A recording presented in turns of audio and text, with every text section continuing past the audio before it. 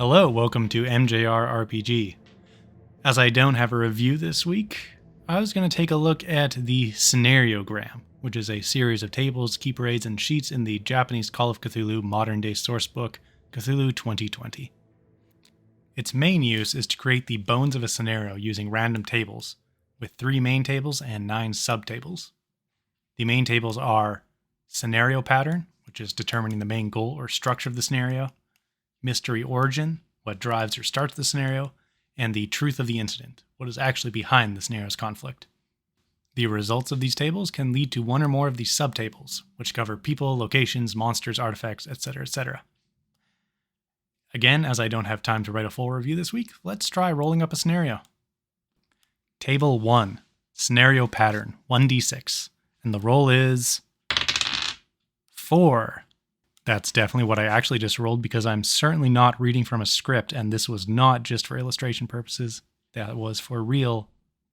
Definitely. My fingers are certainly not crossed right now. The result was a 4. The table reads, Tracking, protecting a person. The investigators find a missing person. Alternatively, they must protect a person from a creature/threat. Okay, simple enough. Let's just go with finding a missing person. Very typical scenario start. Let's go ahead and find out what person it is to start with by going to the subchart People, which is a D36. A D36 here means to roll 2d6 using the results like a D100, with one die as the tens unit and the second one as the ones unit, making for 36 different results. A very bizarre roll overall. Why not just 2d20 or something? I don't know. Anyway, the roll here, I just rolled 1 dice there. I should have rolled 2 to make the sound effect better. But the roll is a 63, with the result being Mysterious Person, a person who claims to have come from beyond the gate. This is getting weird, but this one also requires a roll on the Beyond the Gate subtable, which again requires a D36. So let's roll that. Remember, I'm rolling 2 dice, not just 1. Ignore the sound. There you go. The roll is a 36, with the result being Contaminated Underground World, Beneath Machu Picchu. Okay, now things have gone pretty much off the rails. The investigators need to search for a missing person who is supposedly from a realm beneath Machu Picchu. Let's move on to Table 2 before trying to figure out what the hell this has to do with anything. Table 2, Mysterious Origin, D36. The roll is a 42. The result being the investigators receive a mysterious message. It's a letter from the past or future.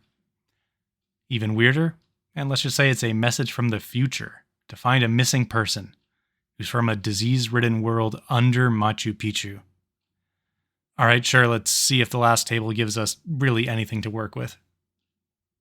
This final table is Truth of the Incident. Once again, a D36. And that is a 64. The result is Servitor Race Conspiracy. Ghouls are trying to increase their hunting grounds in order to survive. Well, that's something. Ghouls are looking for a new hunting ground. And how does that relate to our missing person? Why are the investigators getting a message from the future?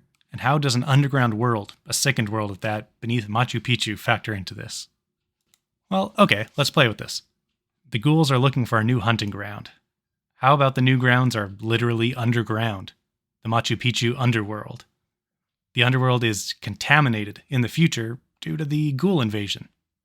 In the present day, this book is for the modern day, but let's just say this is a 1920s classic scenario. The underworld is still unblemished, both by the ghouls and modern human civilization. The message is magically sent from the future by a survivor of this underworld. Maybe they're an ancient civilization of humans that have always lived under Machu Picchu, or they could be a different species related to humans, like the deep ones. The letter sender wants the investigators to find someone that could stop the ghouls' invasion. Maybe this missing person is someone from that underworld that left to explore the human world, and in the process tipped the ghouls off to the presence of said underworld.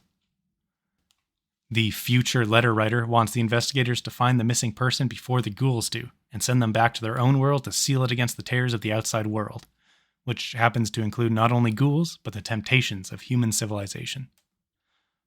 Why didn't the survivor send the message to the missing person directly? Or to themselves in the past? Why the investigators? Magic. Who knows? Who cares? This is a weird scenario seed, but it could be kind of fun. I could see splitting it up into maybe 3 acts.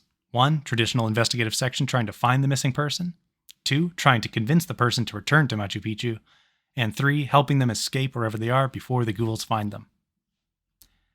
Maybe we could have the person be someone close to the investigators, a friend or coworker, explaining a bit more why the message arrived with them.